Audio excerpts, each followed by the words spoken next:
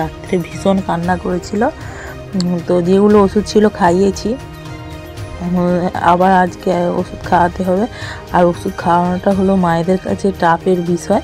তারপর এদিকে দেখো আমি উপরে এসে দেখি আমার পুজো টুজো যেহেতু দেওয়া কমপ্লিট হয়ে গেছে, আমি দেখি যে এরা এখনও ঘুমোচ্ছে, সেই জন্য আমি আবার নিচে চলে যাব। তো গিয়ে দেখি কি করা যায়। তো এই দেখো আমার স্নান টান করে চুল আঁচড়ানো কমপ্লিট হয়ে গেছে। ওরা ঘুমোচ্ছে বলে আমি বলি থাক, ওরা ঘুমোচ্ছে ঘুমাক, আমি নিচে চলে যাই। সেই জন্য নিচে চলে যাচ্ছি। তো ওরা ঘুমাচ্ছে ঘুমাক, যেহেতু কালকে রাত্রে ভালো করে ঘুম।